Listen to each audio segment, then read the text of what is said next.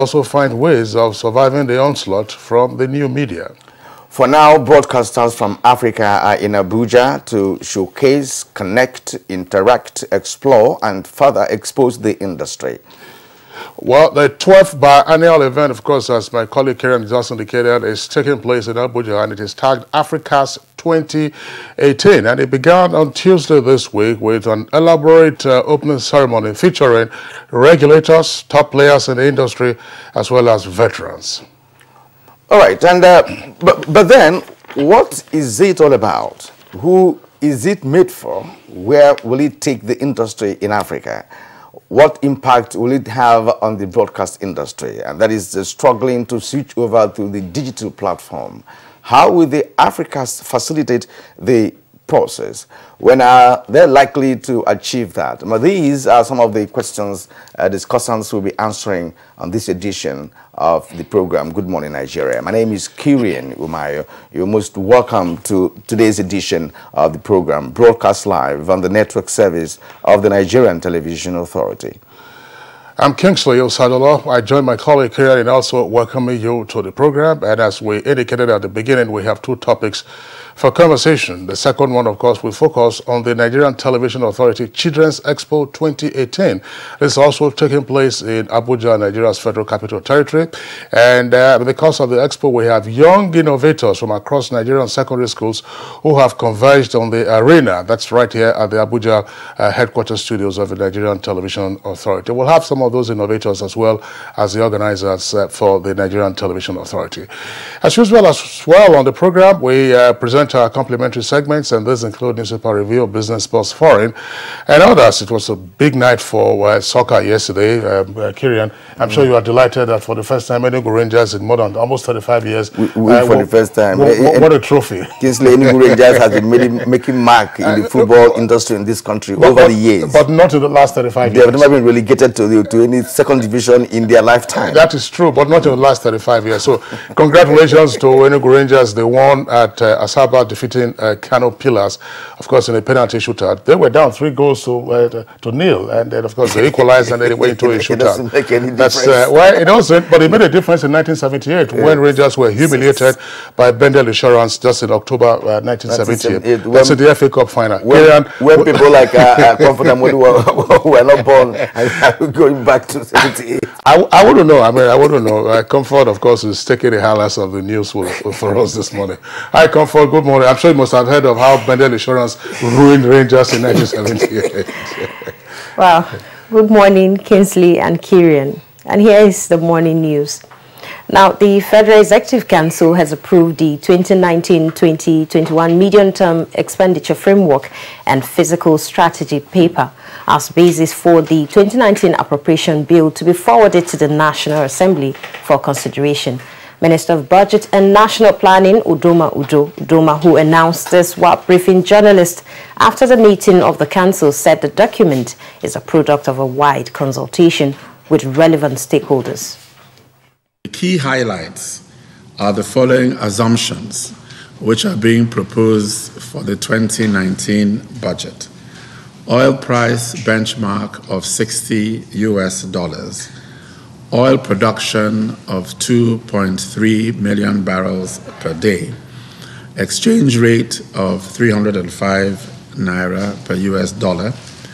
And the growth rate, GDP growth rate of 3.01%. In addition, the MTEF projects that a budget size in 2019 of 8.73 trillion naira, which is about 400 billion naira less than the 9.12 trillion naira for 2018. Meanwhile, the globally accepted financial reporting standard and how it will be beneficial to the public service is the focus of efforts by the federal government to sustain reforms in the nation's treasury and cuts across ministries, departments, and agencies of the Federation. It's going to go across all ministries, departments, and agencies. The functions have been redefined. There will be additional departments in each of these ministries with heads and there are new functions that are directly charged with revenue enhancement and revenue controls. The Office of the Head of the Civil Service of the Federation is always willing to partner with professional offices and agencies on issues that would improve the service and increase capacity of civil servants. The Minister of State Petroleum Resources, Emmanuel Ibe Kachuku, says Nigeria, like other oil-producing nations, is grappling with internal politics which affects her production. Kachuku said this in a presentation to students of Harvard Kennedy School of Government in Boston, United States of America. Correspondent Lydia Sampson reports that the minister also used the platform to speak on efforts by the present administration to change the dynamics in the oil and gas sector to woo investors. The world is a moving pace and a moving high pace. Everybody is doing things. Everybody is looking at challenges. Everybody is finding solutions. Nigeria cannot afford to lag behind. It doesn't matter how much we try to encircle Nigeria as unique in its own. There's nothing unique about Nigeria. The whole world is moving, and we've got to keep moving, keep learning, keep being leaders as much as we have. And what it tells you today is that there's a huge global interest in our country. In contemporary times, the preservation and defense of peace has become the preoccupation of every nation state, as the absence of harmony implies a threat to socio-economic development. In observance of this, the Senate has resolved to visit Kaduna State as part of efforts to find a lasting solution to the reoccurring crisis there and other volatile states in the country.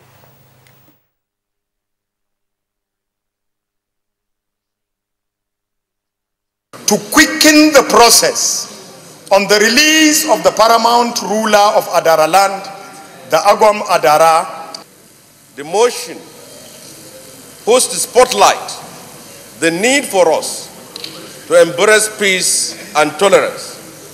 The relevant security agencies should investigate the cause of the incidents with a view to bringing the perpetrators to justice. The issue of punishing those that are guilty must come in focus.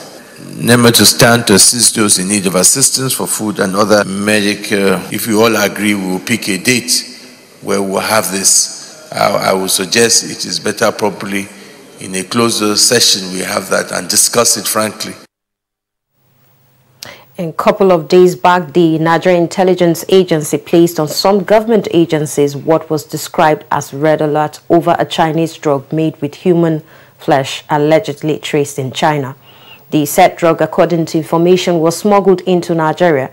Consequently, the House of Representatives has set in motion an investigation into the matter. Concerned that making a human remains drugs and consuming them are crime against humanity, which can also lead to serious health challenges. Minister of Interior Abdurrahman Dambazo has reiterated the federal government's commitment to re-equip security agencies towards combating ethno-religious crisis. The minister said this when officials of the ministry visited Kaduna on an assessment of the scenes of the recent crisis.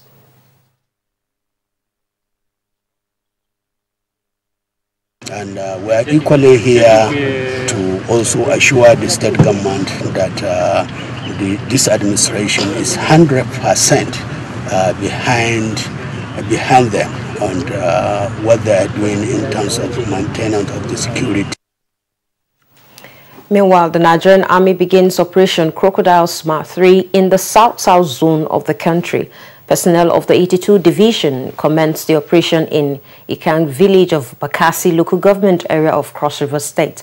The target is to rout bunkerers, kidnappers and militancy and also boost the confidence of troops. Cross River State has a wider coverage of the maritime domain.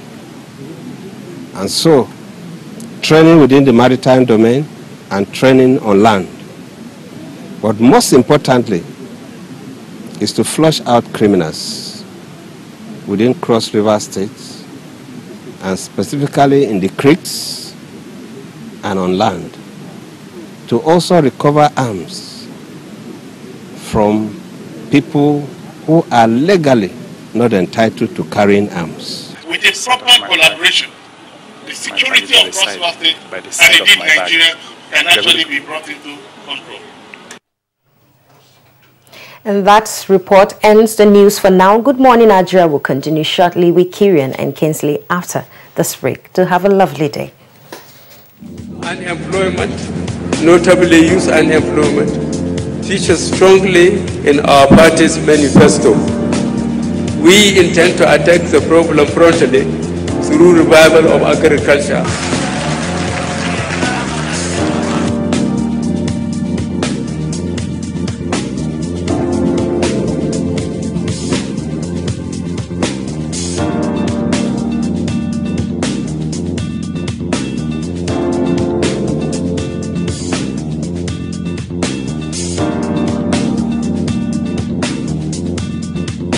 The 30K is going a long way. Actually, I bought an acre of land for 60K like 2012, and presently I have a cassava farm and a yam farm.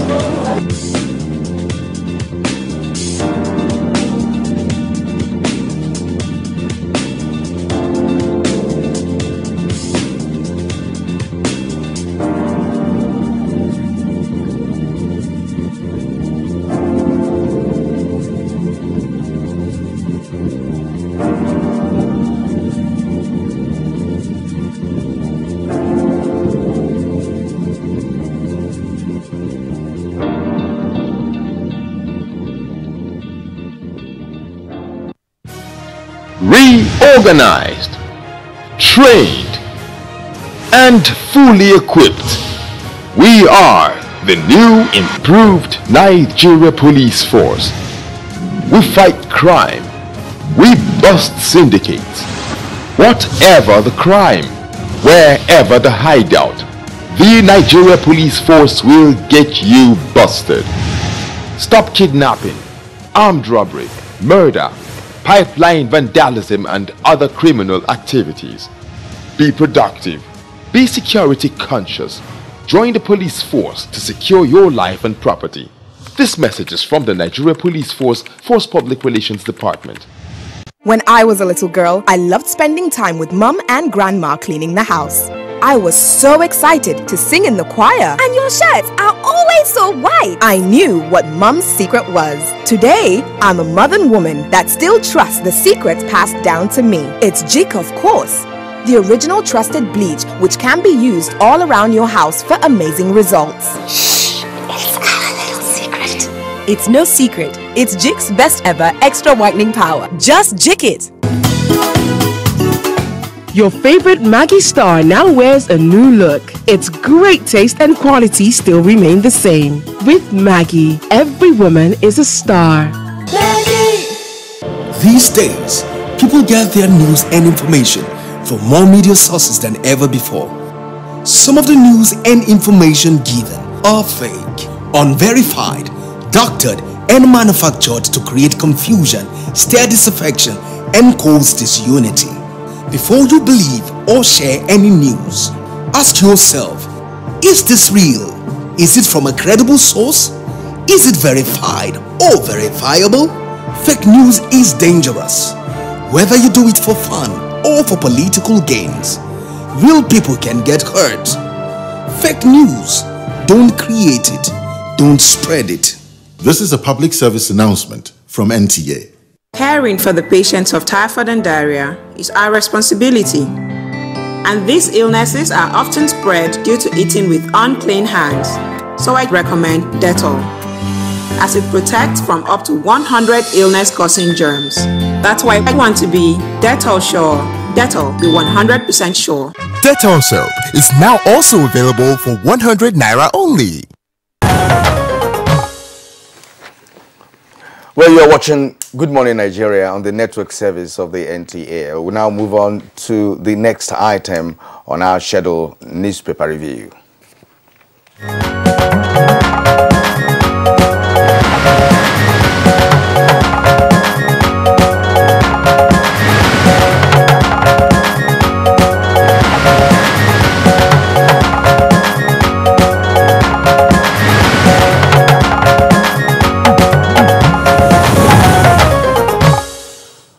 right, Bayo Atoyebi, our newspaper reviewer, is right here with us in the studios for today's review session. Bayo, good morning and welcome to the program. Thank you, Kinsley. Good morning. Good morning, Kirian. Bayo, you're welcome. Thank you for joining us. Yeah, just before we kick off with the newspaper review, Bayo, I was congratulating Kirian over the success of the Flying Antelopes in the final of the ATO Cup that took place in Asaba yesterday. And penalty kicks. Penalty kicks. They won 4-2. They came back from 3 goals down.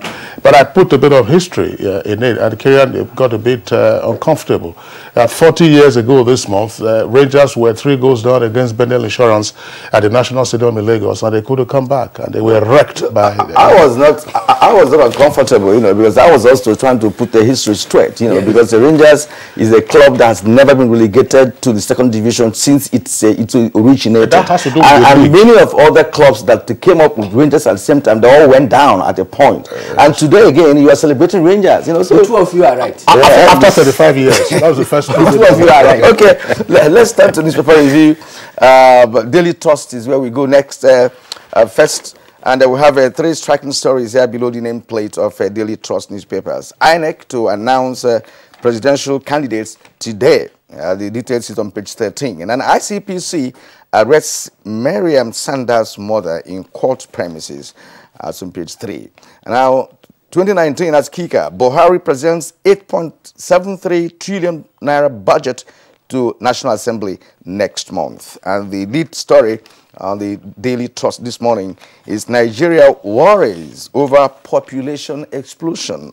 Bayo, I'm sure I have to give this a treat when you begin your analysis. But just on the foot of Daily Trust, we have some stories there too. Council ES right Buhari as protest slows down in NHIS. That council has been in the news for a while now. It's on page 7. Now, Kaduna relaxes 24-hour curfew is on page 3, or page 8 rather. Now, ex-airways workers get payment alert. That's good news. All right, let's turn our attention now to the New Telegraph. New Telegraph above the nameplate says NLC threatens to shut down Nigeria. And it has 2 riders. Tells Nigerians to stock houses with food. Waba, that's the NLC president, no work, no pay, won't stop strike. And below that, you have headlines. Let's take a few of them. It says, alleged 6.9 billion naira fraud. Fayose gets 50 million naira bail, and trial starts November 19. Actually, this is not a case of, it's not a fraud, it's not a case of fraud. It has to do with money laundering. And it's not the same kind of... allegations, 11 counts. So some of them relate to fraud, others relate to money laundering. A combination more specifically, the AFCC, it has to do with receiving money from the former National Security Advisor. Yes. That's right. So Fayose gets 50 million naira bail, and trial starts November 19th. That's on page 5. Umahi, governor of Ebonyi State, why we are embarking on an empowerment program in Ebonyi. Oversight, National Assembly adjourns plenary for 2 weeks. Now, the lead story says, primaries, that's the kicker, how Amosun and Shehu Sani lost out, and that's according to the APC. It says Tinubu, Oshoba, and Oshomole not involved in Ogun crisis. Declares stand on Zamfara, Imo, and Rivers, and mocks Director General, Voice of Nigeria, outbursts. Details of those stories can be found on page 2. Now, below the photograph on the front page there, you have the story of President Buhari in 3-year power achievements surpassed PDP's 16 years. That's according to Fashola, who is minister in charge of power works and housing. Gum disease could impede high blood pressure treatment. Details on page 10. Well, let's start with the federal government approval of the midterm expenditure frame and fiscal strategy plan for 2019 to 2021. This is the guided outline for which the budget 2019 and the other one subsequently will be based. The Minister of Budget and National Planning has revealed that the budget next year will not be up to what we had this year. This year's budget was about 9.12 trillion, but next year is going to be in the range of 8.73 trillion. Crude oil is pegged at $60 per barrel, while the production is estimated to about 2.3 million barrels a day. The Naira-dollar exchange rate is put at 305 naira to a dollar. The expenditure frame is crafted to reduce deficit and also reduce borrowing while emphasizing revenue. Now, this is the frame for which the executive will have to send to the National Assembly, and will determine the framework for which the National Assembly also will now examine the budget and eventually pass it. But however, this is usually the prelude before the president lays the budget before the joint session of the National Assembly. Now let me go to the assignment that Kirian gave me about the Nigerian population. Yes. Daily Trust is raising alarm that the Nigeria's population is currently projected at 195.8 million, is likely to becoming a matter of concern. And the newspaper has traced the population of Nigeria from 1955, when it was 41.8 million, up to the year 2020, when it is projected to be about 206 million. By 2050, Nigeria is expected to have a population about 410 million, which will now rank it among 1, 2, 3, 4 of the most populated nations in Nigeria.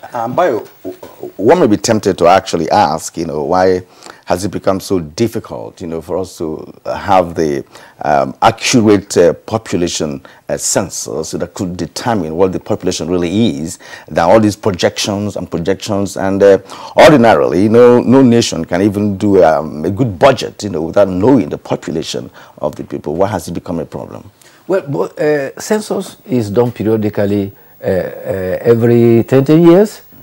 Now, what happens is that in the past, because of politics and politicization, census figures have always been disputed. In fact, it has been one of the bases of the crisis that have led to our governments being unstable, and with the military coming in. Eventually, elections and census have always been a factor of disputations. But the fact remains that as we are developing, I think people are becoming very conscious, and the trust has to come. It's just like elections.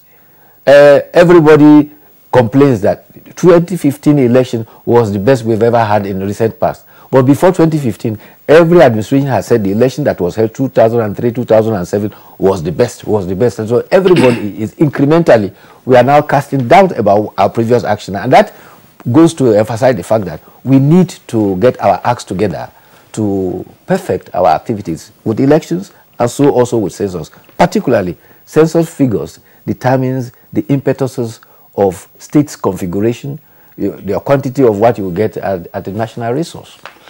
All right, Bayo, thank you very much for your explanation. Kirian, you read the story. Let's just perhaps focus again on the lead story of the Daily Trust. It says Nigeria worries over population explosion. There's no doubt about that. I'm sure earlier this week we all read the story of the Minister of Finance, Zainab Ahmed, reportedly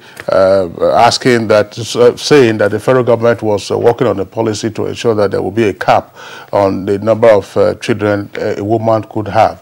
But that was later retracted and corrected that isn't exactly what is being focused on, but that a lot of education was going on because there are concerns about Nigeria's population growth rate versus the GDP growth rate. That the population ordinarily we should be a huge market. Yes. It's now becoming a liability. Yes. If proper attention is not paid to it. You recall that the chairman of the National Population Commission, that's NPC, some months ago while he was in New York, indicated that Nigeria's population, by way of projection, is now 198 million.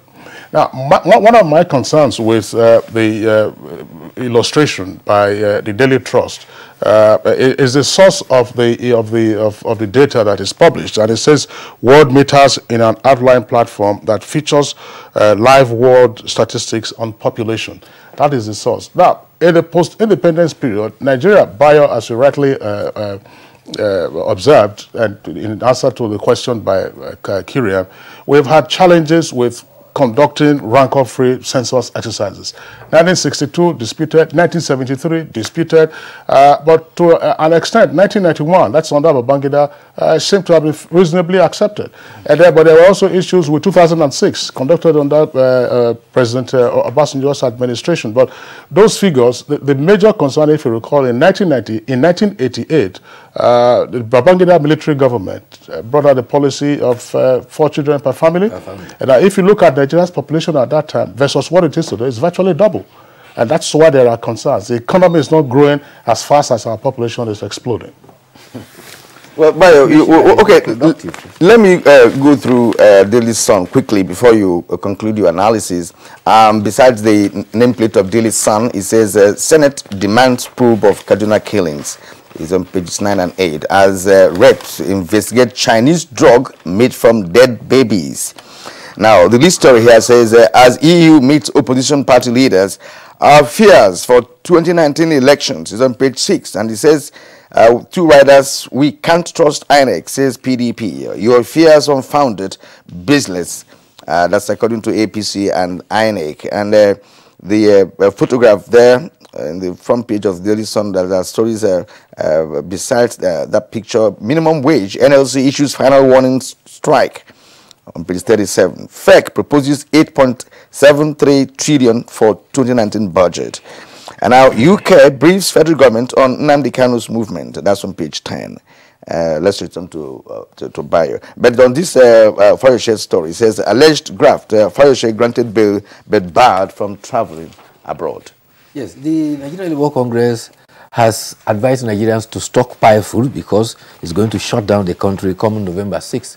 And to make their threat a reality, they will show a show of strength on 30th of this month. However, the whole argument is this. NLC says the agreement has been reached at 30 naira as minimum wage.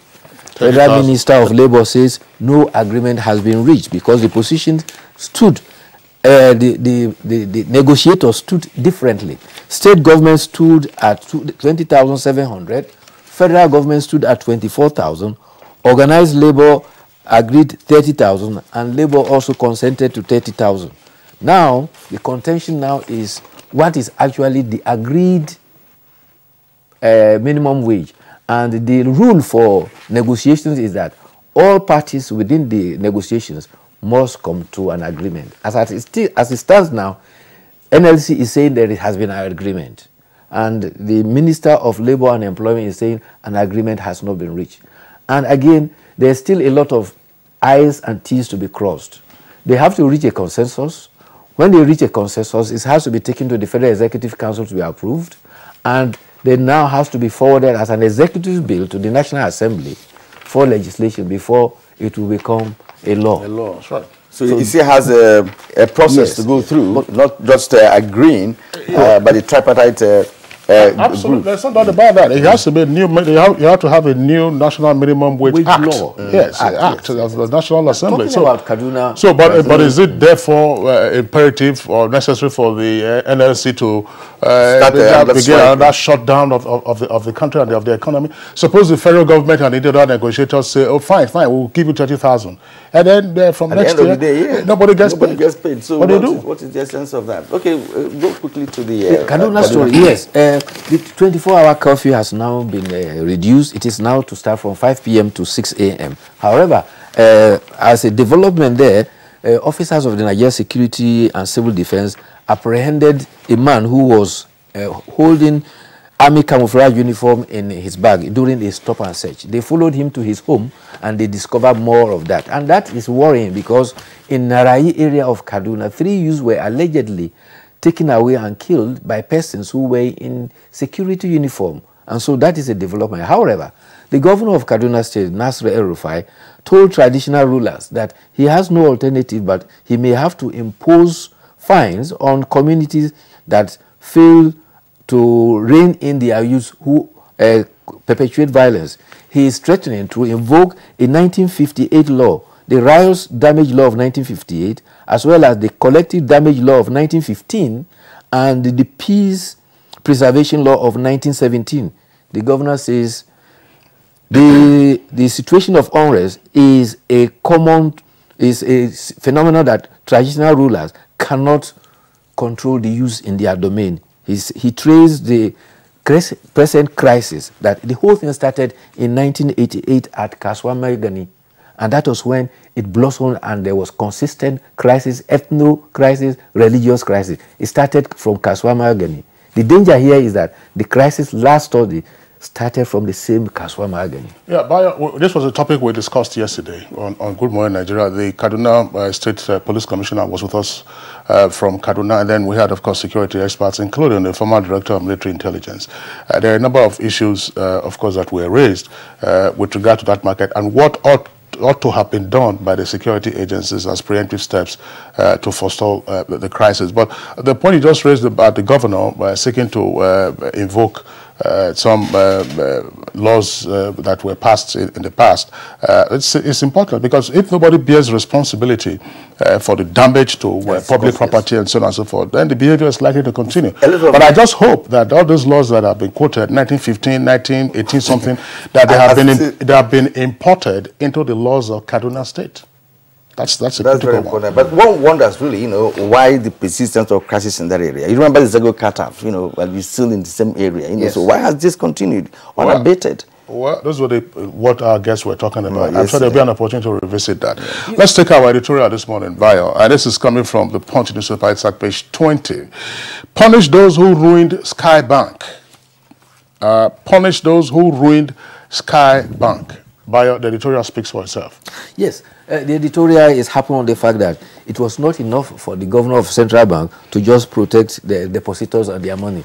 Those who run the bank under must be held accountable, and they have to be punished. In fact, the first person who gave indication of that was Minister of Finance Zainab Ahmed, and he advised us those who run the bank under should be sanctioned. You will recall that in 2009, Central Bank had to rescue 8 banks that were stressed. And eventually, it not only sacked the board of those banks, but they were handed over for prosecution for all their involvement. Therefore, there has to be consequences when you have board responsibility to manage an entity, and then the entity is seen to have been run under, but willy-nilly by your action and omissions of action as a management. All right, body. that's director's liability for corporate failure. Yes. Ayatobe, thanks a lot for your insights and the topics that were raised this morning from the newspapers. Thank you. See you tomorrow. All right, it's still Good Morning Nigeria, and we're reaching you live for the network service of the Nigerian Television Authority. We'll take a short break now. When we return, we'll get on with the first of our 2 topics for discussion this morning. Hate speech is not a joke. It incites genocide and crimes against humanity. Most of Africa's civil wars are caused by hate speech from one tribe against another. We don't want it here. The Nigerian government stands firm against hate speech. Under no conditions whatsoever should we tolerate or excuse or justify hate speech or hateful conduct of any kind, especially where such is illegal. There's no doubt that the resurgent push for separatism, as well as the rising cases of ethnic and religious disharmony, are all traceable to the growing phenomenon of hate speech. One nation bound in freedom, peace and unity. Nigeria, one nation, one people. This is a public service announcement brought to you by NTA. Your favorite Maggi star now wears a new look. Its great taste and quality still remain the same. With Maggi, every woman is a star. When I was a little girl, I loved spending time with Mum and Grandma cleaning the house. I was so excited to sing in the choir. And your shirts are always so white. I knew what Mum's secret was. Today, I'm a modern woman that still trusts the secrets passed down to me. It's Jik, of course. The original trusted bleach, which can be used all around your house for amazing results. Shh, it's our little secret. It's no secret. It's Jik's best ever extra whitening power. Just Jik it. NTA Television College, Jos, an affiliate of Ahmadu Bello University, Zaria, is organizing a 2-week course in Archival Management System of Broadcast Media. Date, 5th to 16th November 2018. Venue, NTA Television College, Rayfield, Jos. Course fee, 100,000 naira per participant, accommodation inclusive. The course will equip participants with the techniques of automating recordings, cataloging, and analyzing media for storage and productions. Come and take advantage of this course to sharpen your skills in maintaining, conserving, and utilizing the archival system. For more information, please contact us on the following numbers: 0806 980 9807, 0803 314 4383. TV College Jos, training you to be the best you want to be.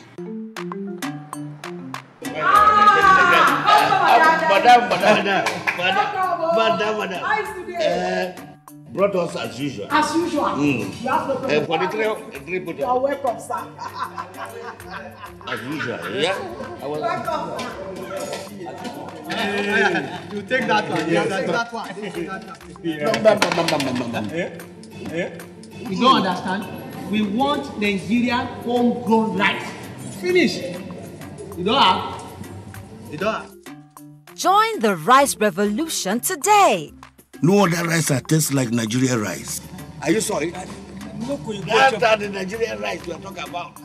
Chocolate made in Nigerian rice. Healthy food. I'm going to bring Mrs. Mobu to come to chocolate rice of made in Nigeria here.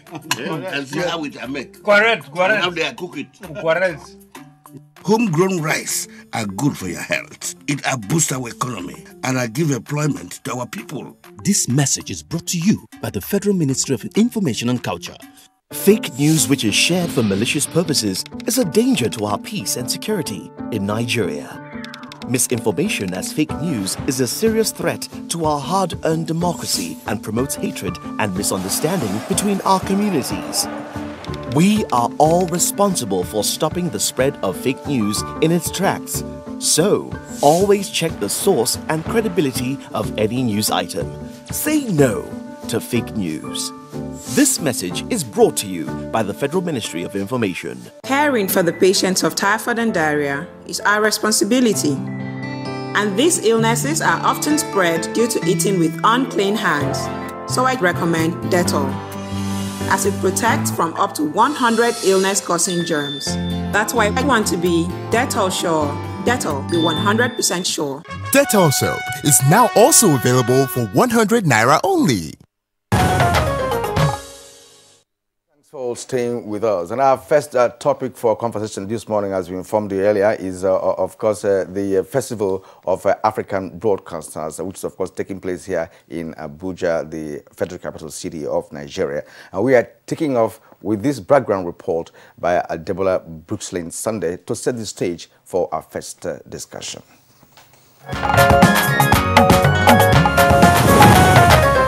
For about 23 years now, media practitioners have always converged on Nigeria for their showbiz. Wonderful program. This year, about 700 delegates from across the globe are in Abuja to discuss on the dynamics of broadcasting in the digital era. Or what the NBC is doing. Information practitioners say the event is an opportunity for them to network, exchange ideas, where Africa's point of view is given full expression. We in the Nigerian Television Authority are proud to have been associated with this initiative right from inception to date. We will continue to support the NBC and other stakeholders in this venture because, among other things, it reinforces Nigeria's position as a giant in Africa. The efforts of the present administration to fully transit from analog to digital broadcasting was commended. Just last week, the National Assembly passed second reading of the bill to amend the existing act to accommodate the DSO in the Nigeria law. Success of this event is a success for Nigeria. March into digital era in broadcasting. We may wonder what the benefits are, but I can assure you all that the social, political, and economic arena of Nigeria will never be the same again. Nigeria will experience growth, employment, and prosperity. Pilot project we are working on to launch very soon, push VOD, video on-demand platforms in Abuja and Kaduna as part of efforts to enhance and enrich the viewing experiences associated with digital broadcasting. There's a lot of initiatives, there's private initiatives, government initiatives to adopt new standards, to move to digitization, to free up old frequency bands, so I think definitely there's a lot going on.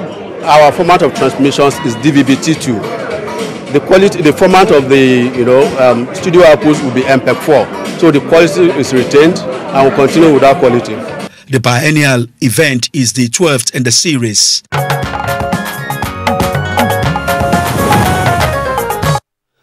Thank you very much, Adebola, for that background report. Now we have 3 guests with us here in the studios to discuss issues related to the Africa's 2018. First, we'd like to welcome Professor Armstrong Idachaba. Idachaba is, of course, the Director of Broadcast Monitoring at the National Broadcasting Commission here at the Abuja headquarters.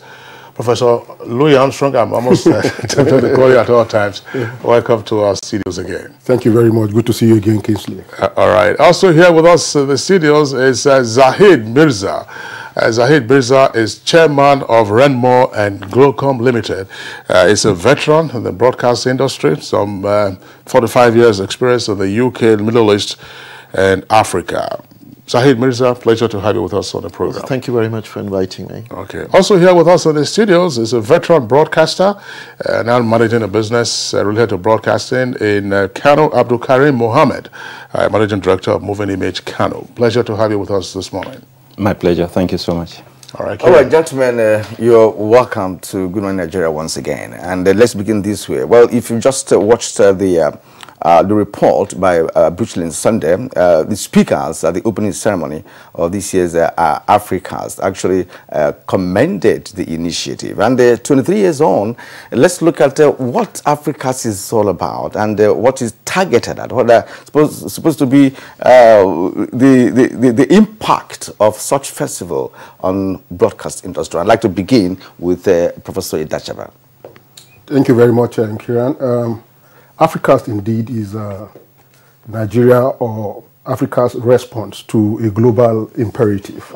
All over the world, over time, the broadcast industry has advanced its course by organizing conferences, conferences of intellectual, academic discourse nature, and also activities surrounding manufacturing of broadcast equipment and usage of such equipment. And these conferences have also provided opportunities to re-examine trends in the broadcast industry globally.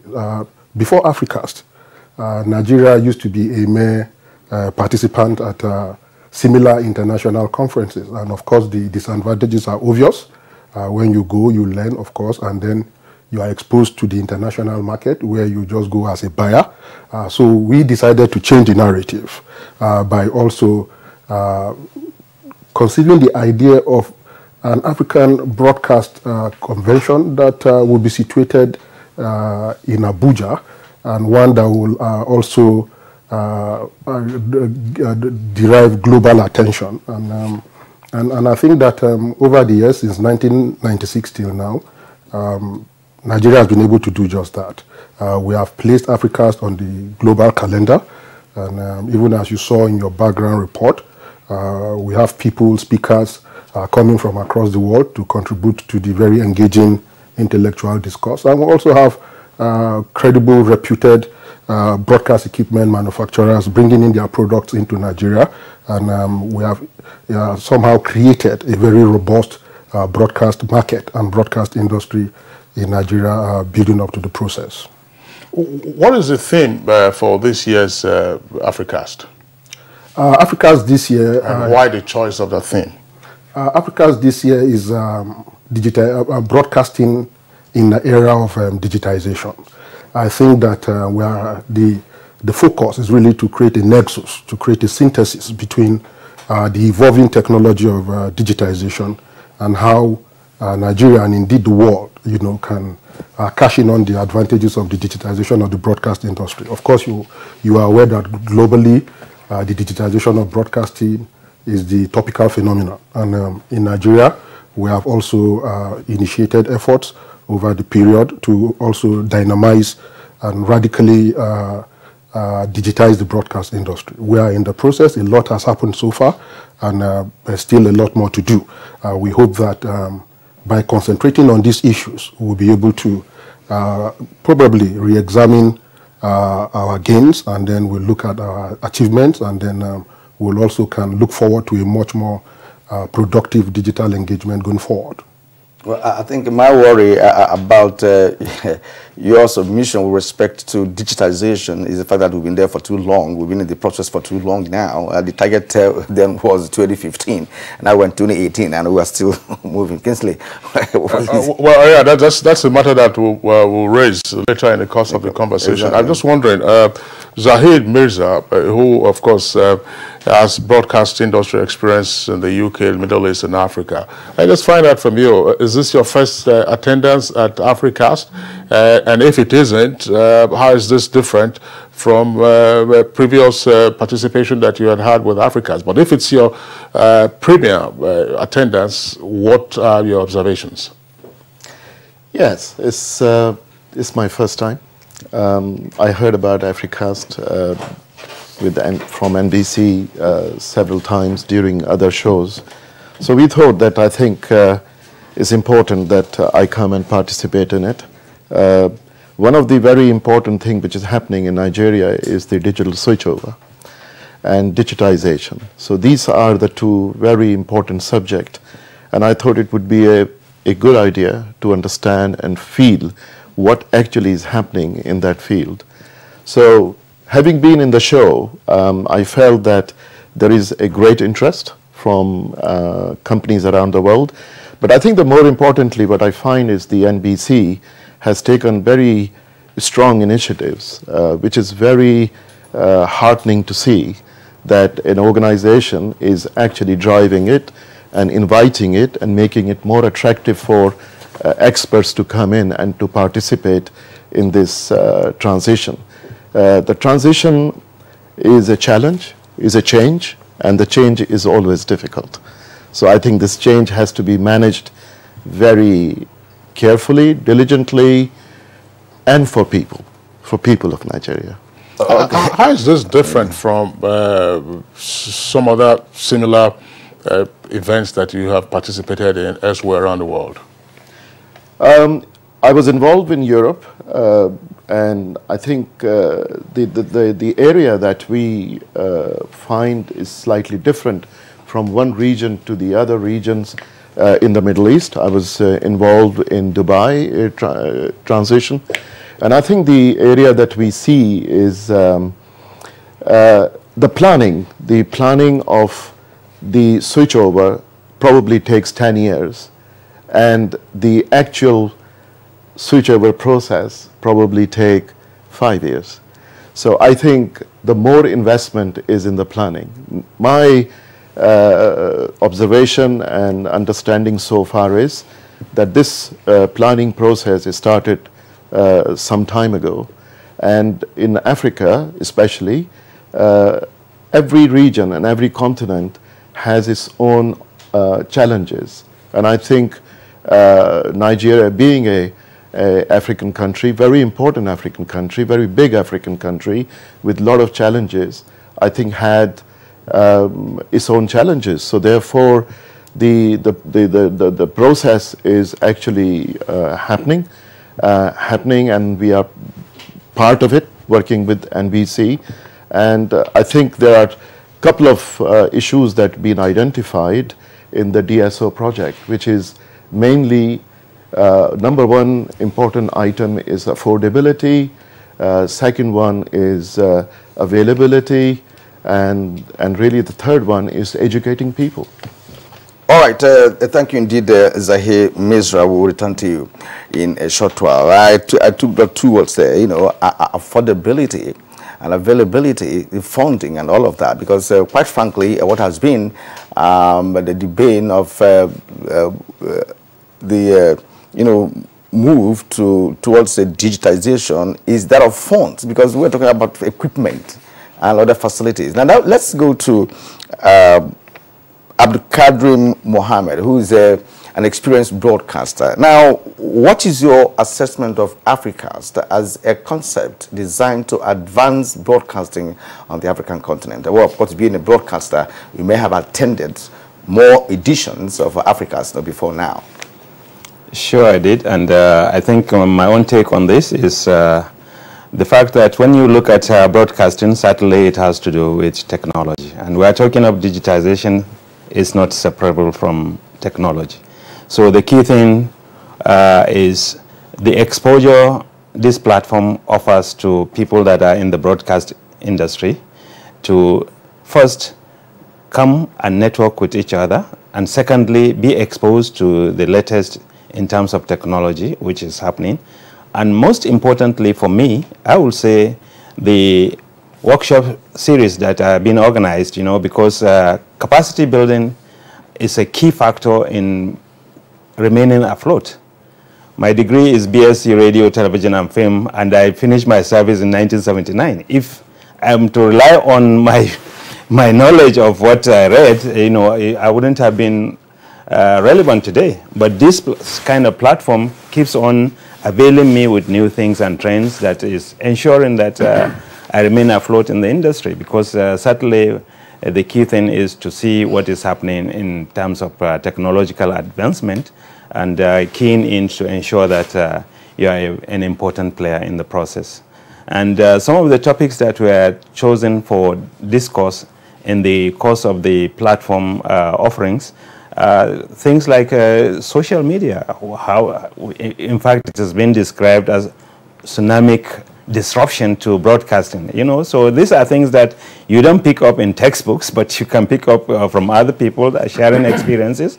And it was quite enriching, because yes, how do we key in as broadcasters to ensure that the tsunamic disruption of social media, for example, does not uproot the traditional media form of working. And that, I think, for me, some of the take-homes that the NBC platform of the Africast is offering to a person like me. Now, talking about technology, because that is key to broadcasting. Talking about technology and looking at Nigeria's situation with respect to that, what would you consider that should be our focus now with respect to transition to digitization? Because if it doesn't happen, that means we are left behind while the other part of the world are moving on. This is a very important question. You know why? Because what is happening in terms of globalization is to ensure that everything that is happening is in uniform, whether it's in the developed nations or the underdeveloped. And what is key for me is the fact that content development is the key, because we need to develop original content. Take Nollywood, for example. When we were serving in Vision 2020, in 2009, we were confronted with the fact that Nollywood has taken Nigeria to #3 producer of content, but we were envisioning for the country to be top 20 by 2020. So here is an industry that has taken us to that level. What does that say? Because we didn't prepare for where Nollywood has taken us, it didn't take us rightly there. Because some of the content that is being developed is not representational of Nigerians or how Nigerian way of life is. So with digital migration, I would think the concentration should be on content generation and how it is supposed to bring out content that really tells stories about us. All right, thank you very much, Abdulkarim Mohammed. You were referring to your NYSC. That was 1979, I believe. Yeah, that's when I joined NTA. Oh, congratulations. So you have your discharge certificate. All right, yes, I do. Okay, congratulations. Let's bring it again, because NYSC issues have been, of course, in the news, all around. So congratulations. Let's bring it again. Professor Armstrong Idachaba. We will drill into aspects of Africast, but tell us, who are the promoters or the drivers of Africast 2018, and who is eligible to participate, and what kind of attendance do you have at this year's event? Interestingly and curiously, Kingsley, over the years, Africast has been an initiative. It has been a baby, a creation of the National Broadcasting Commission. And NBC, over the years, has invested a lot of its human capital, a lot of its financial resources, a lot of its goodwill in organizing Africast. And we are glad that we have been able to establish Africast as I said earlier, a broadcast activity that is on the global map. You will find out that all over the world, as Africast is going on, you are not likely to find other competing events at this time. Meaning that during Africast, global attention, global traffic moves towards Nigeria. And for us, that is a huge attainment. But I said curiously earlier because in other countries of the world, the broadcast industry itself actually takes the initiative, to organize the exhibitions and similar competing content, similar competing conferences. In Amsterdam, for instance, there's the famous IBC Amsterdam. It's not done by the regulatory body. In America, the one that is consistent and very steady is the NAB. In fact, it is called the National Association of American Broadcasters. So it's organized by the broadcast industry. In Shitengi, and I've attended quite a few even in Mauritius. It is the industry that actually conceives an aggregate, because ultimately the beneficiary of the program's market really, is the broadcast industry. But the NBC does not regret its interventionist role. We do not regret the fact that we have been able to galvanize an activity, but we will appreciate more if the industry can take ownership and probably move it a notch higher. Because it is when the industry takes ownership and the industry invests more heavily in the industry, in the activity, that it probably will gain maximum traction. That is what we believe. But like we have done for all the other components of the industry, we believe that we have a duty to the country to continue to nurture the industry. And I don't think that the current DG of NBC is complaining. But we will want a situation where the industry may be much more possessive about its own event. Who is participating and where? So many people are participating. I was glad, even in your background report, you had given a data of about 700. So there are 700 participants minimum that are attending Africast. And like we said, it's broken into segments. There's the general lecture series that happens in the main hall. There are also specialized master classes where specific aspects, trending aspects of the broadcast industry, are put on the table and discussions are centered around them.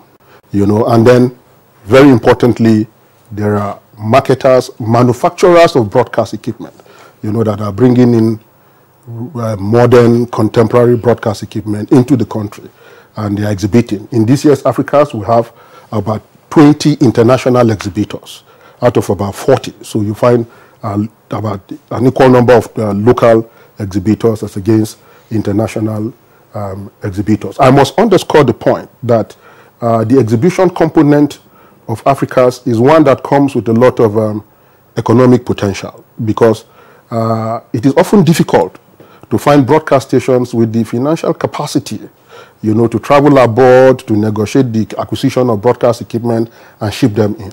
What happens during Africast is that the manufacturers bring them in here, and then they are more likely to meet with their clients. So negotiations are easily done, deals are easily struck, and what happens fascinatingly is sometimes most of the equipment they bring, we have seen over the years, as business people, they hardly want to take them back. So they offer them to our Nigerians at huge discount. And you know, before we actually let you go for now, you are satisfied with the attendance or participation, the global outlook of the participation, which of course you mentioned they brought in some manufacturers of broadcast equipment and what have you. But of course, keep in mind the fact that they are also here for business, you know, to market their products. And I think the main focus of Africans is to grow Africa's broadcast industry. Now let's come back to what Abdul Karim Mohammed mentioned, you know, earlier on, which has to do with their content, right? And there's always this imbalance, you know, in information, where of course Africa is not presented, you know, the way it should be. And what is Africa doing to, of course, change that narrative? You know, where of course Africa is presented in bad light in foreign media. Are you also looking at that aspect? Thank you, Kieran. You have raised a most fundamental point, which is also at the center of the philosophy of Africast. All over the world, there's a subtle contestation of cultural values, and the greatest purveyor, vehicle for dissemination of cultural values is the broadcast media. What normally happens is if you open your own broadcast space to international content, you are likely going to find an erosion of your values. And it's happening. Digitization has even enhanced it. You now have a multiplicity of channels. And the question is, what do you have on those channels? So if you do not consciously work towards protecting your own cultural environment by building up your own local base, you know, for content creation, then you are going to find a disequilibrium, you know, that may lead to some form of cultural imperialism. So part of Africast is to create the enablement for the local industry to create content and also create a platform, you know, for the monetization or commercialization of that content. We want to commodify the content that is produced by local indigenous creative artists, and that is a huge aspect of Africast. As you come, you are also likely to meet content producers. By the way, Abdul Karim Mohammed is actually famous for content production, and he and his group of content people, several of them are here. They are looking for buyers, and that is very instructive. When you go abroad, like I said earlier, the tendency is for you to go and acquire foreign content, and that does not bring in anything of economic or social value into your own local industry. But when they come here and they see what you have, they are more likely, you know, to also pick from here your own content, and that's increasing the commercial base of the Nigerian creative industry. All right, Professor Dachaba, thank you very much. Just before we bring in Zahir Mirza, I would like to return to Abdul Karim Mohammed. Abdul Karim Mohammed, give us a sense of what the attitude is at the moment with regard to Nigerian broadcasters, public and private, in receiving content generated locally, and what barriers, if any, that content creators are having to face. Well, in the first instance, I think one of the major problems, I think, whether public or private, is the fact that we do not appreciate that quality content comes with cost. So majority of our programs do not attract funding that will make them qualitative enough to be competitive. And that is, I think, where we have a huge problem in the country. The sort of content that is being produced, you can see that the quality is compromised. However, with what is happening now, many of the stations do not have the budget to buy local content, because the cost of producing local content obviously will be higher than that of the international content, in the sense that the international content would have gotten a local market within the country of origin, so they might have even broken even. So whatever remains of the international market is an addition to already maybe breaking even at home. So for here, because the broadcast organizations do not have good budget for acquiring content that is being produced outside the system, you know, we have this problem. And that is why probably I thought of coming up with a market and festival on indigenous language content in Kano, which I am going to do by the grace of God next month. The idea is to have a platform that we can expose our content to other countries that will be appreciative of the kind of content we are having. And because of piracy again, you know, you see it puts pressure on the local content drive. By the time you do your content, before you break even, somebody has pirated the copies of what you have and has made your investment sort of a loss, literally. Now, thank you indeed. Zahid Mirza, you have listened to Dr. Dachaba and Abdul Karim Mohammed talk about content, talk about information imbalance. You are coming from the UK, and so we'd like you to also give us a perspective to all of that. Very, very interesting. I think there were three key things mentioned in this discussion. One was the contents, which is the king. We call it contents are king. Technology, and Dr. Armstrong mentioned something extremely important, and that is cultural erosion. This is the key for all of it, because if the satellite actually could serve the needs for the media, there was no need for DSO, digital switchover. I would like to actually spend maybe just a couple of minutes, if I may, for the average viewer who watching this program must be wondering why suddenly contents become so important, why suddenly digitization, why do I have to change my television, why do I have to buy this new set-top box. I think just 2 minutes. This digitization is actually imposed, is not a choice. Because just as at home you see that your telephone, your watches, your radio, everything is now getting compressed, much more advanced, much more software based. Same thing happened, that technology impacted actually the television. Now what happened is that 50 years ago, each country was given 4, 5, 10 frequency by the International Telecommunication. They are the regulator of giving frequency to transmit programs. These frequencies could only transmit one channel because the technology was old, analog technology. Digital technology made it possible to transform that one analog frequency and channel into 20 to 25 channels.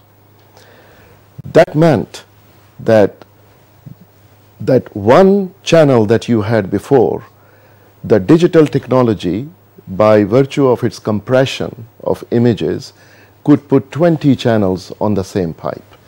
So you could look at this as a pipeline, water pipeline, and you have a pressure of water going in there, and suddenly, because of the technology, the pipe got broader. Now the water pressure is not enough, and that's the contents. So basically, now each frequency, now there are 20 channels. So let's say if Nigeria had 10 frequency, 10 times 20, you got 200 channels available now. That's where I come to the cultural erosion, because when something is empty, it's got to be filled in. And how would it be filled in? The cheapest, easiest possible way, and that is get programs from outside. Some of it are gifted, and gifted for cultural erosions that Dr. Armstrong mentioned. Very, very important point. And this is why the government and each government is so keen not to give up the DSO, but actually use DSO as a protection, as an opportunity to preserve the culture. And it's very, very important. So I hope you understand why suddenly the contents are become so important.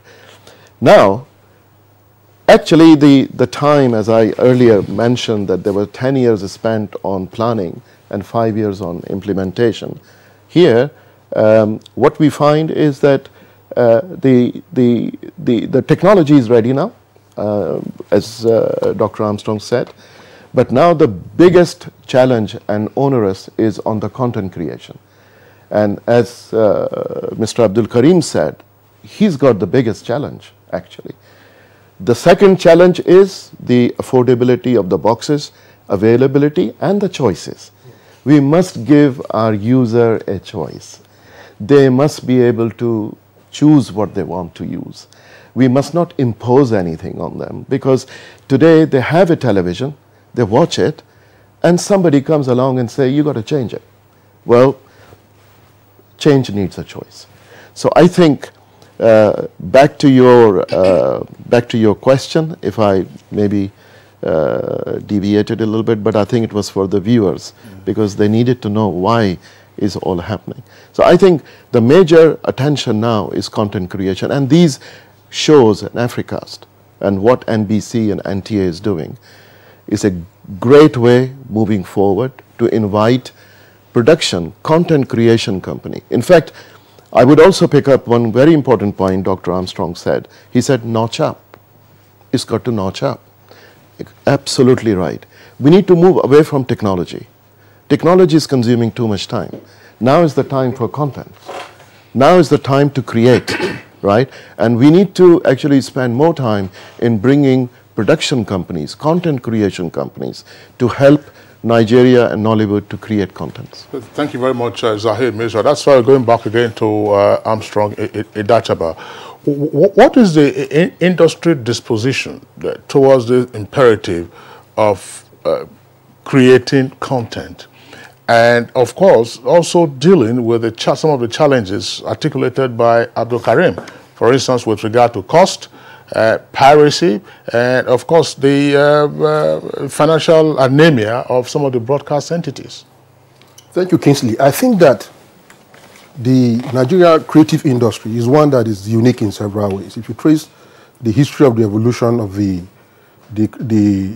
film, television, content production industry, you will find out that over the years, it's one segment of the Nigerian creative industry that has emerged on its own, principally without major government backing. Initially, of course, when the colonialists were in Nigeria, they came with productions that were from the British Empire, but no soon after they left, the entrepreneurial spirit of the Nigerian creative people actually took over.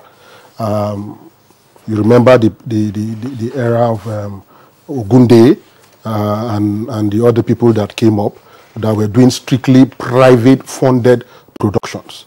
Even at that time, they had no government backing. If you fast track and go again into the era of Nollywood, Kenneth Unibuya and his people with Living in Bondage, you'll find out that the whole production that evolved out of what we've now famously called Nollywood is one that has emerged out of the creative spirit of the Nigerian entrepreneur.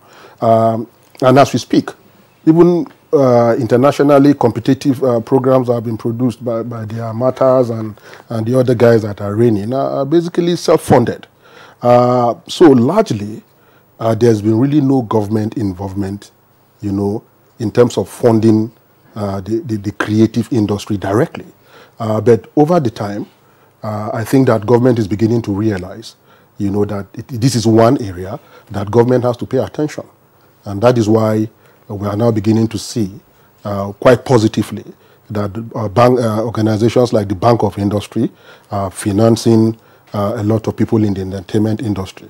There was a time where content was not regarded as having any collateral value within the financial sector. But that has changed. Content is now viewed as an estate, right? And you can actually use it. If you have a bank of content, you can use it to access huge amounts of loans, which is already happening. So there's some degree of funding. But I think that government will do more, having realized, right, that the creative industry, the entertainment industry is perhaps the biggest, you know, earner of income or earner of income and finances within the Nigerian economy. Not long ago, when the economy was rebased, it emerged that the creative industry was largely responsible for the leap that we found. So it is good that government does invest more.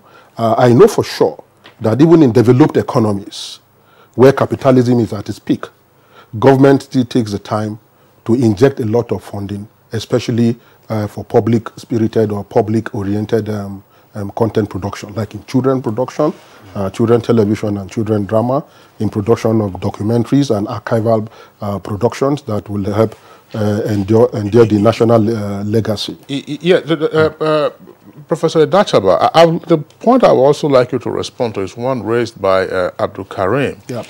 Now, you have content creators. Now, who are those that will buy the content from them? Some of the broadcast entities, he said, seem to be financially anemic.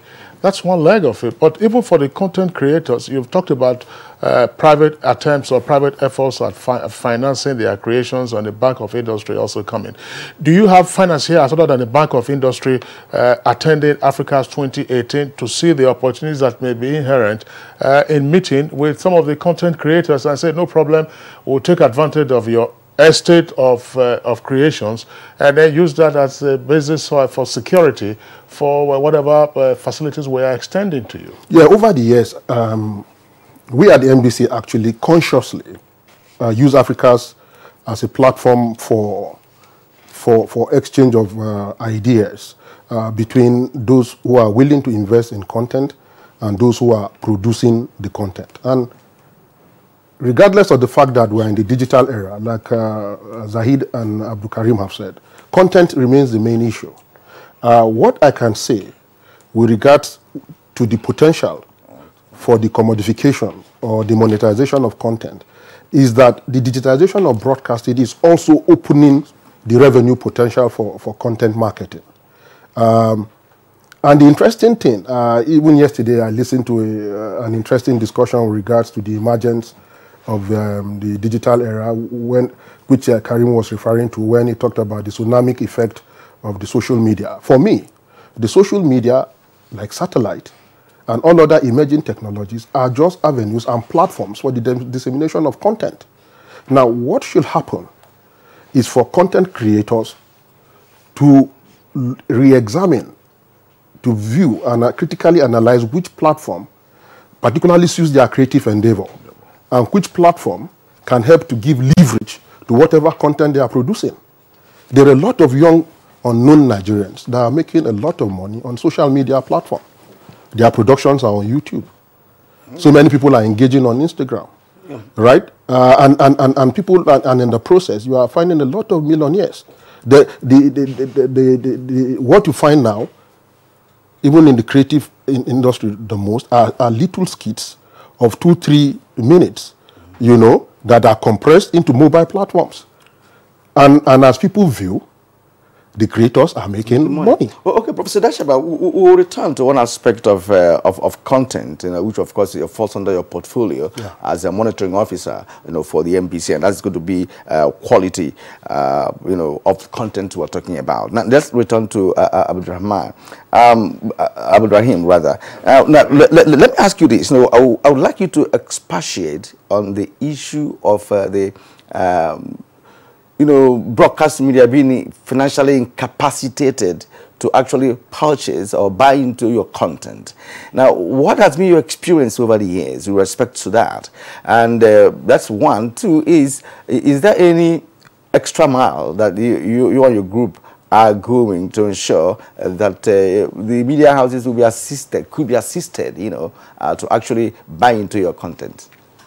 I think the federal government of Nigeria ought to do one thing in the first place, because National Foundation for the Arts, for example, that could offer grants to sensitize people first to appreciate that they need to produce the kind of content that will be of positive in nature to the nation is very key.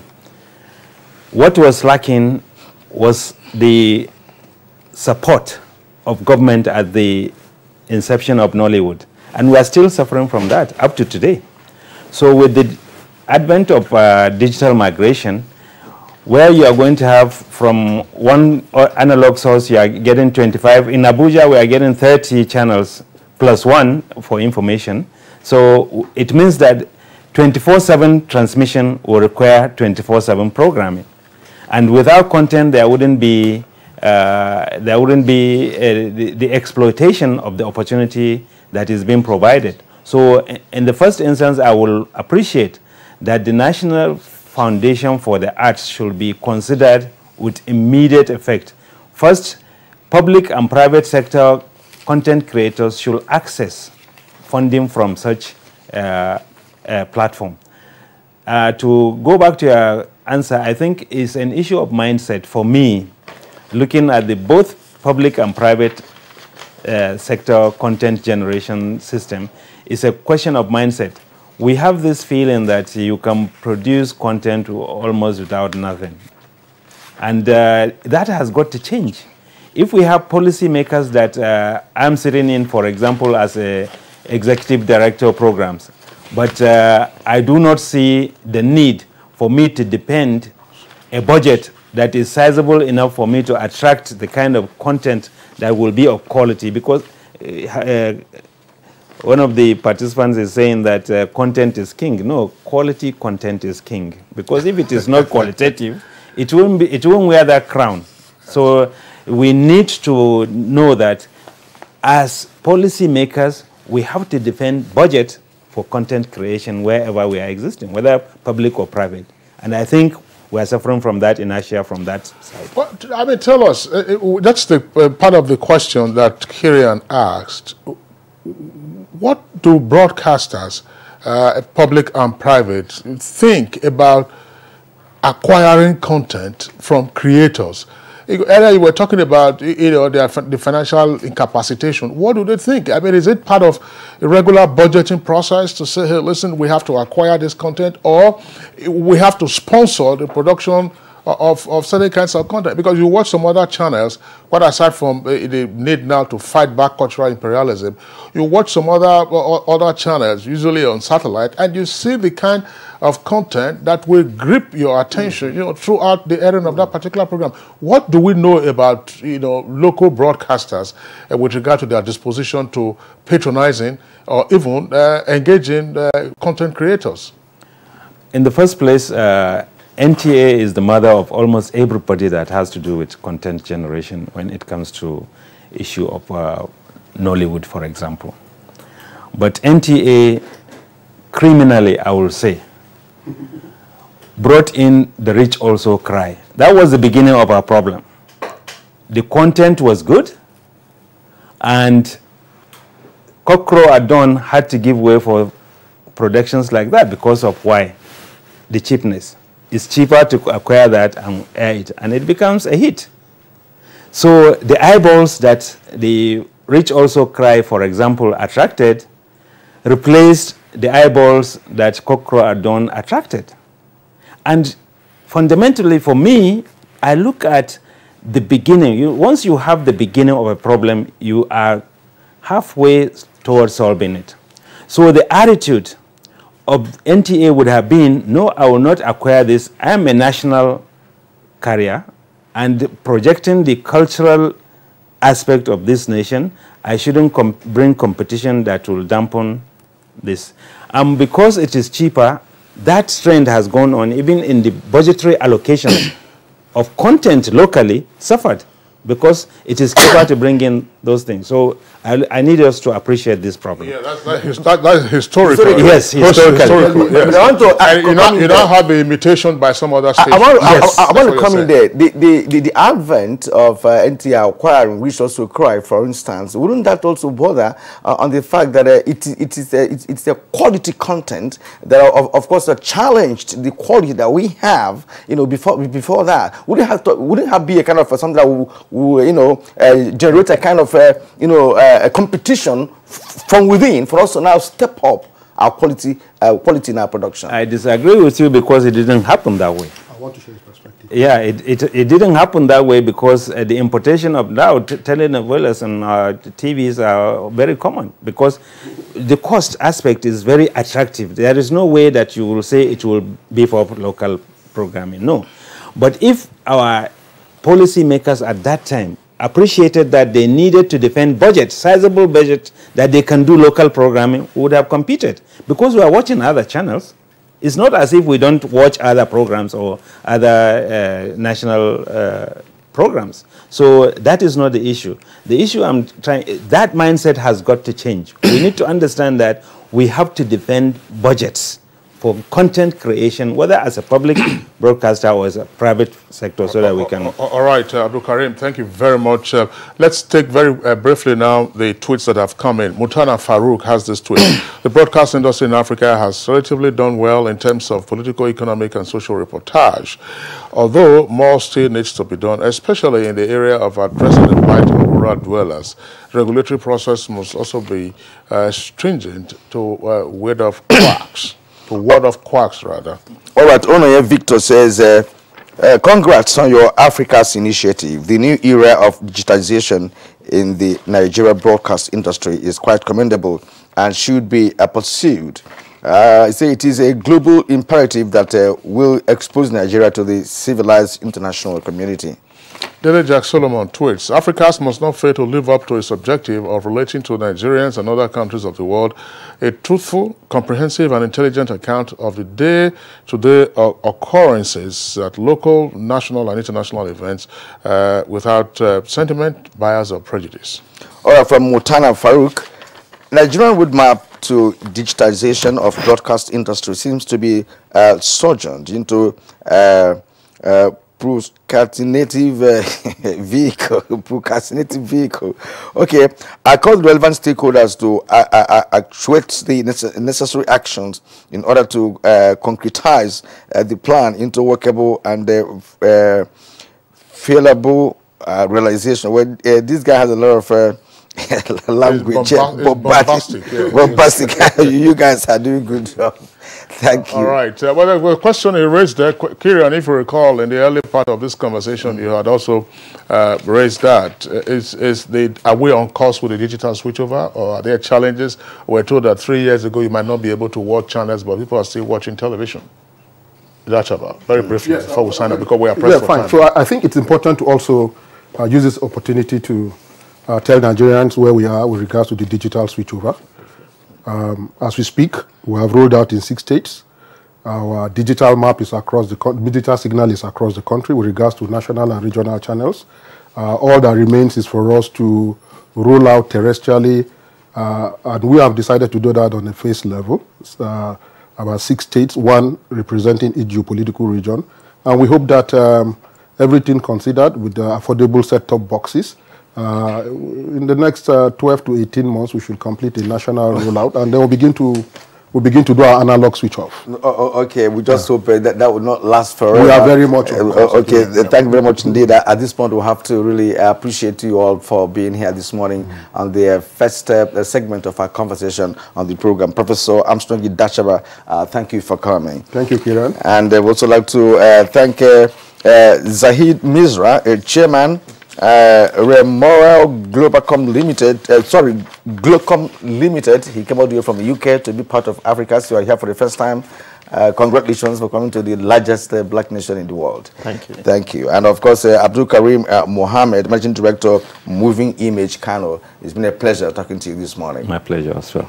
All right, we'll take a break right now, but when we return, we are going to the second leg of our conversation, which is on science, technology, and innovation. Stay with us. Can I see your particulars, sir? Officer, my particulars no dey here. In that case, you'll have to come with me to the police station. Officer, which levels? Where I for find you something make you take arrange your weekend. What? Offense number 1, driving without particulars. Offense number 2, trying to bribe an officer of the law. I won't harass Nigerians or take bribe. Change begins with me. This message is brought to you by the National Orientation Agency in conjunction with the Federal Ministry of Information and Culture. Nigerians. Suicide bombers are not spirits. They are not ghosts. They are human beings like you and me. They live amongst us, They are your neighbors. They are your friends today, but terrorists tomorrow. So you must know your neighbor now. Security begins with you and me. Know your neighbor. Be vigilant. Be security conscious. Report suspicious persons, objects, and movements to the police and other security agencies. The security of our nation is a duty for you and me. If you see something, say something. Nigeria, unite against terrorism. This message is brought to you by the Federal Ministry of Information and Culture. All right, you're welcome back, and it's still Good Morning Nigeria, reaching you on the network service of the Nigerian Television Authority. Now, let's take this background report from our correspondent, Dennis Adegunloye, with regard to the Children's Expo organized by the Nigerian Television Authority at the arena here at the Abuja headquarters studios.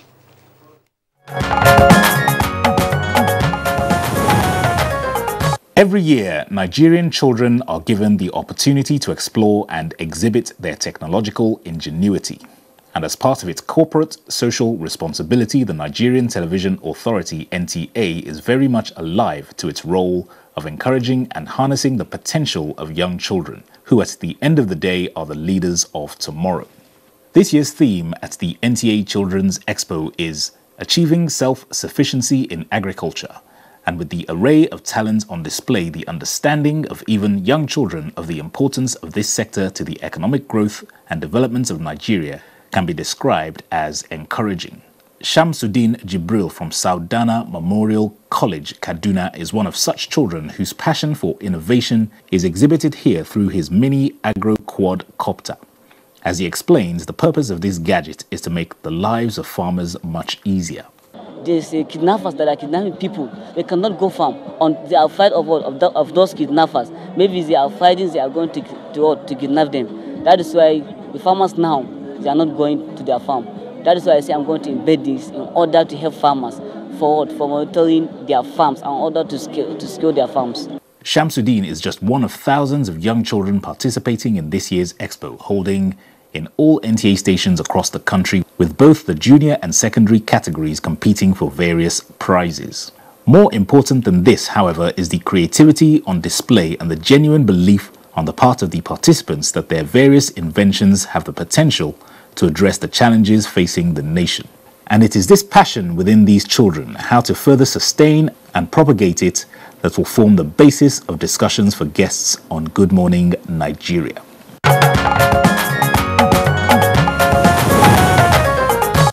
Oh, okay. Now, joining us is Sosa Ukon. I hope I got that correctly. General Manager, NTA ETV. Welcome to Good Morning Nigeria, madam. Thank you. And we have the young stars that we're talking about here with us too. Ene Ekoja is from the Princess Adeja College, Abuku in Benue State. You're welcome to the program. Thank you. All right, I also have our friend here, Pentecost Jerry, from Excellence International School, Jalingo in Taraba State. You're welcome. Thank you for having me here. Okay. All right, let's begin with the NTA General Manager who is in charge of educational television. That's Sosa Ukmoma. What's the major theme for Children's Expo this year, and what have you found out so far? Well, we wanted to highlight the challenges in Nigeria. So the theme was to be about security, agriculture, and power, because those are the three challenges we have in the country.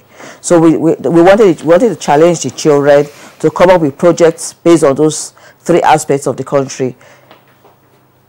Okay. And what have you seen in terms of the exhibitions? Like you could see in this report, they've talked about farmers having problems with herdsmen, so they cannot go to the farm. You saw one of the children inventing something to protect farms so they could monitor their farms. So such things, we could see such projects coming up, which is quite useful for the country. Well, Kingsley, I've had the privilege, actually, to cover this Children's Expo, actually, for 3 good years. because of course it was under Science, Technology and Innovation desk. And I have seen various inventions and innovations, very, very amazing ones coming from the young people. And let me now go to Ene Ekoja to ask her this question. Now, let us know the area that you actually focused this year. Well, the area I focused on was on the area of flood, because almost every year Nigeria experiences flood and it damages the crops that farmers have planted. So I now created an early flood detection device which will be able to detect flood at its early stage to prevent the damage of crops. Now, what is the process you use? Well, I use the transistors, the resistors. I also use the variable for connecting all the materials on it, and then I use the water tank. Well, I also use the connecting wires to connect all the materials together so that it will give me a very perfect early flood detection device. Have you put it to test? Have you put that to test? Yes. And the result was yes. Perfect. Yes. How does it work? I mean, how does it detect at the early stages that flooding might occur?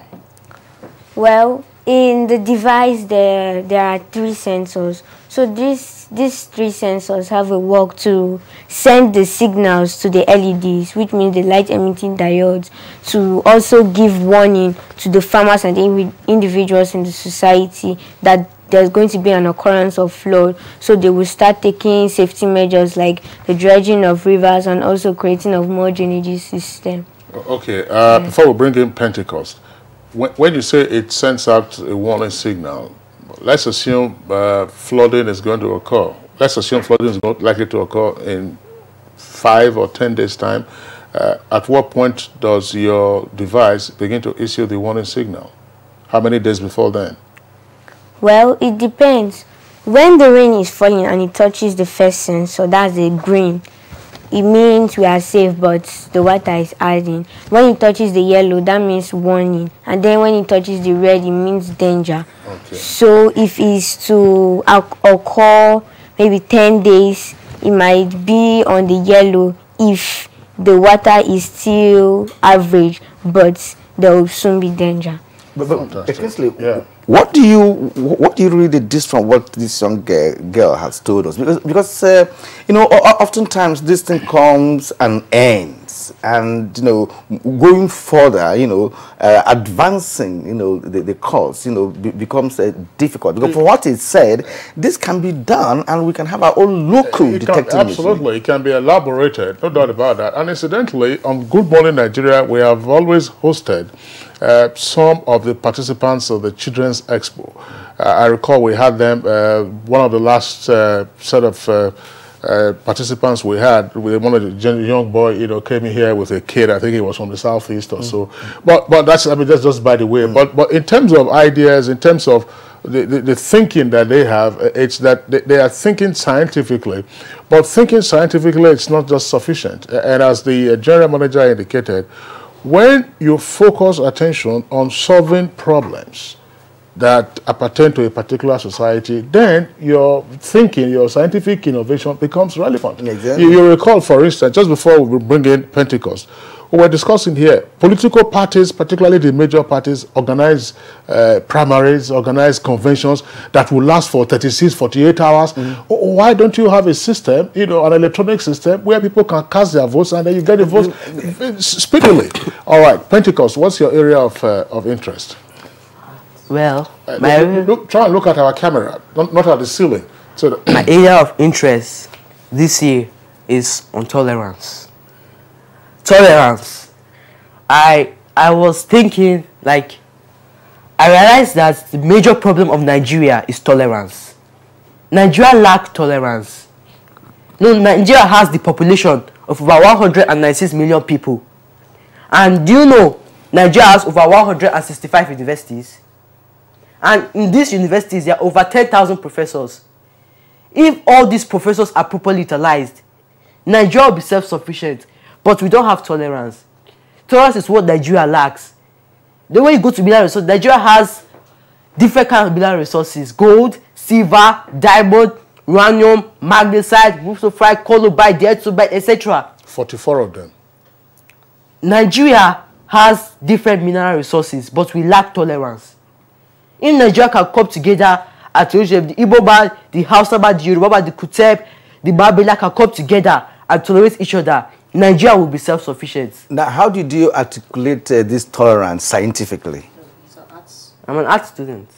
An art student. Yeah. Okay, that art is an aspect of it. Yes, we have an art section. But and design. what did you use to depict? Pentecost sounds a bit angry. You are angry because of that particular problem that Nigeria has. I mean, if you are not angry, then of course it means that you are also tolerating the intolerance. But you look justifiably upset that we are not tolerant. No, you don't blame the young lad. Yeah, no. That's it's a virtue. I mean, it's not a fault. Yes. But what do you think can be done? What have you thought of in terms of how we can overcome the intolerance that is in our society?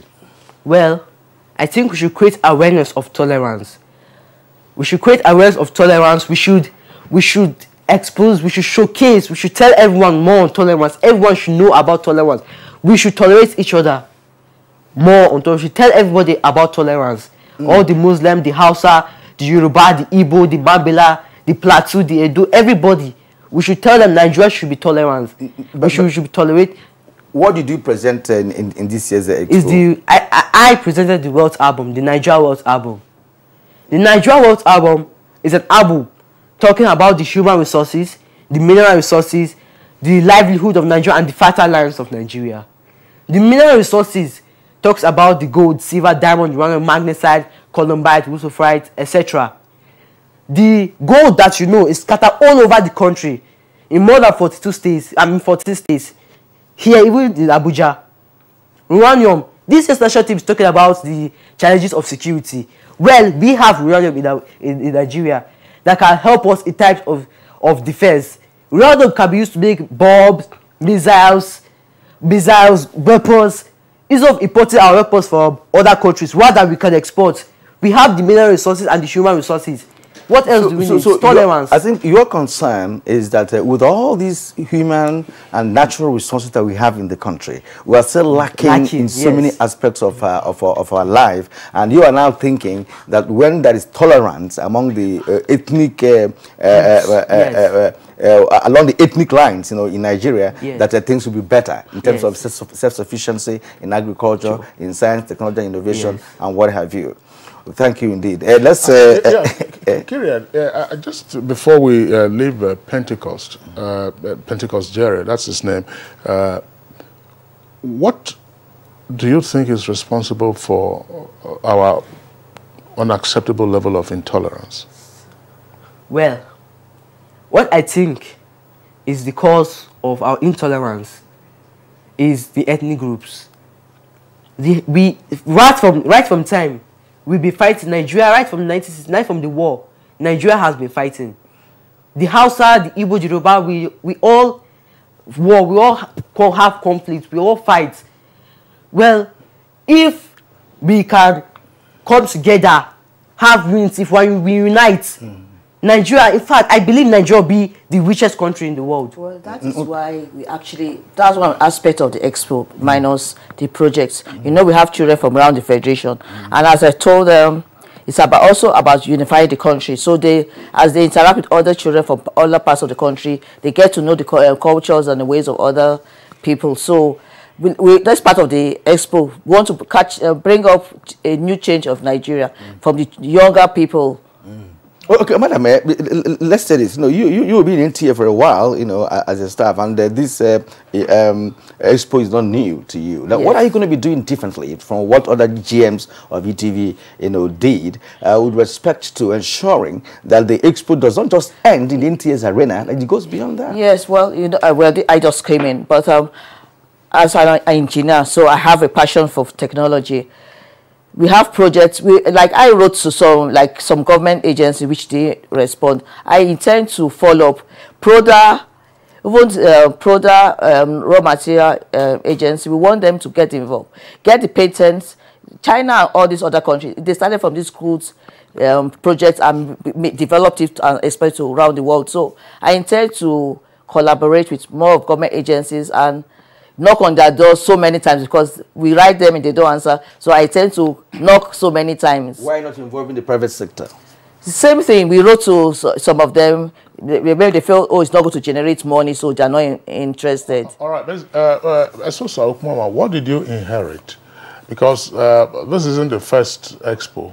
What happened to previous exhibits or exhibitions at the expo? What development came out of what the kids exhibited? Well, we serialized the projects on one of our NTA programs, Young Inventors. So at times we get calls from mostly some traders that they're interested in some of the projects, how they can know about it to make use of their businesses. That's what we have at the moment, the interest and usefulness of the projects at the moment. But we want to take it to the next level, get the project painted so they can be commercialized. I think, Kingsley, what is lacking, perhaps, could be the fact that, when you write to all those people in the private sector or government agencies, you may have be reaching them courtesy of ETV. But I'm thinking that if there's a possibility of NTA as a corporate body, engaging such establishments, that it could of course yield a better result, because invariably all the editions, this is the 12th edition of the expo, all the editions we've had, they usually end there. I mean, nothing comes. So that's why I asked you, what are you going to be doing differently? That's right. From the past GMs of ETV. Yeah. Kirian, I believe, again, we're getting pressed for time. She may have to go back to the archives to see what went on before and then take it up from there. I just wondered, for the benefit of our young guests, Ene Ikoja, you've designed this early warning system for flood control or mitigation of, to avoid the effects of flooding. Was this your first project, or do you have other projects you have in mind? No, this was my first project. This was your first project? Yes. What do you want to become when you grow up? Well, I want to be a neurosurgeon. A neurosurgeon? Neurosurgeon. Yes. Why neurosurgery? Because it helps people a lot. Yes, it helps the lives of people a lot. So I'll be wanting to save the lives of people and also help the country to develop, because some people, they die and then it reduces, sometimes it might be farmers. So when there are not farmers in the society, it might reduces the development of the country. So I would love to save the lives of people so that the country will also be developed. No, but let me ask you, in your project, is it you alone or you have a team in that project, the one you presented to us this morning? Well, somebody assisted me in the project. I have a team. Okay, you have a team. Yes. Everybody is contributing, to the project. Yes. But from what you've told us now, it means that you have a knowledge, total knowledge of the process of what you have done. Yes. Will you be able to replicate that, in the near future, if you are called upon to do that? Can it be replicated? Yes, I'll be able to do that. What class are you now? I'm in just 2. How old are you? I'm 11. Congratulations. And Pentecost, what would you like to be in future? I'd like to be a mechatronical engineer. A mechatronical engineer? Yes. That is a combination of electronics and mechanical engineering. And you are in arts, what? So how are you going to make the transition? Yes. In mechatronical engineering, this more on robotics, it is on robotics, electronic mechanical engineering. So I want to grow up, build a machine that can mine all the mineral. No, most of these mineral resources I mentioned, they are undiscovered. They are undiscovered mineral resources. So I want to grow up, build machines, mine all the resources. Not only crude oil we have mineral resources. Dubai is starting to be the richest, the most beautiful country in the world. But they are only surviving on diamond. But we have more than diamond. We have more than diamonds. So you want to use the mechatronics, you want to look at robotic engineering, to see how we can, access those. Find all our resources. We should discover them as our own. What class are you now? What class are you now? I'm in JS3. JS3. Okay. And how old are you?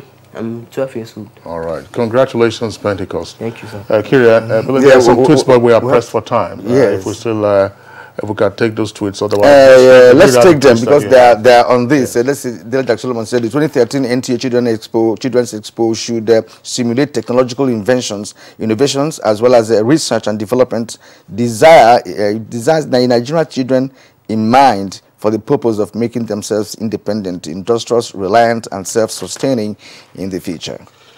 Onoye Victor tweets, Ene Ikoja and co, that's including Pentecost Jerry, are brilliant and impressive children. They should be encouraged, and I hope their contribution will not end up in the television studio.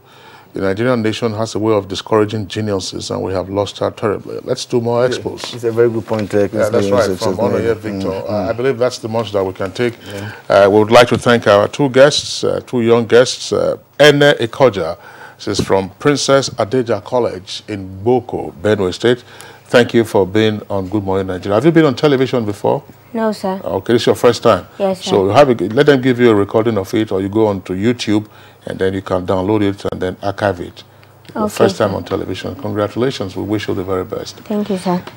Pentecost Jerry, who is from Excellence International School, Jalingo, guy is fired Jalingo, Taraba State, justifiably angry that we are intolerant in this country. We do wish you the very best. Your first time on television? Yes. Oh, okay. So the best of luck to you. Thank you, and we hope to see more of you in future. We also would like to thank Esosa Ukmoma, who is General Manager of Nigerian Television Authority Educational Television, for being with us in the studios this morning. Thank you. Thank you very much. All right, I'm sure that, Kirian, maybe we'll just take one of our complimentary segments if we still have enough time.